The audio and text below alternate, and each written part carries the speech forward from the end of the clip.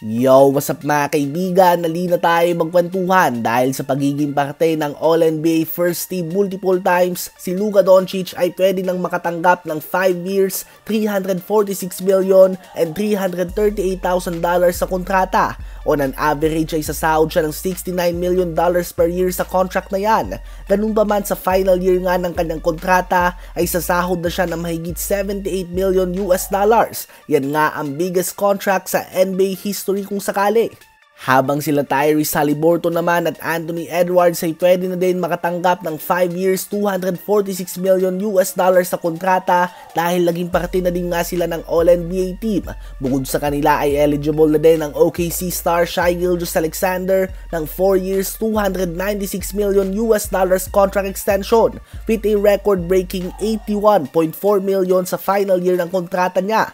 Si Michael Jordan nga ay $94 million lamang ang kinita sa kanyang 15 NBA seasons. Si Magic Johnson na may 5 championship, 3 regular season and finals MVP ay $40 million lamang ang kinita niya.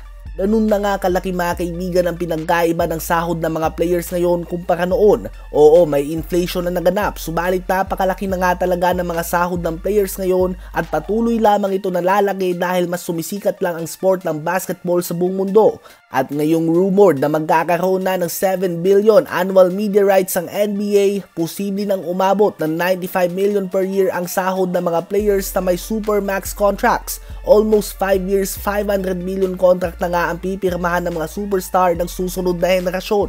Malapit na nga nila maabot ang level ng mga tulad nila Ronaldo, Messi, Neymar at Mbappe na mga football stars. Walang duda na deserve nila ito. Ang nakakatanggap nga ng mga supermax contracts ay madalas ang 30 of the best players in the world. Sa bilyon na tao na naglalaro ng basketball ay pasok ka nga sa top 30 na pinakamagaling. So no question na deserve nila yan dahil may unique talent nga sila. Subalit posibleng magkaroon nga ito ng negatibong epekto sa sport kung saan naglalaro na lamang ang mga players para sa pera at hindi dahil sa mahal talaga nila ang basketball at competitive sila.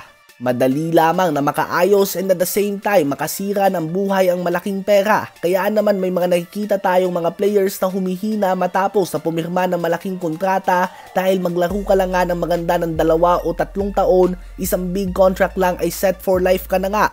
Ganun pa man, kudos nga sa mga players na makakatanggap ng malaking kontrata at dapat na magpasalamat ang mga ito sa mga nauna na nagpalaganap at nagpasikat ng sport ng basketball sa buong mundo.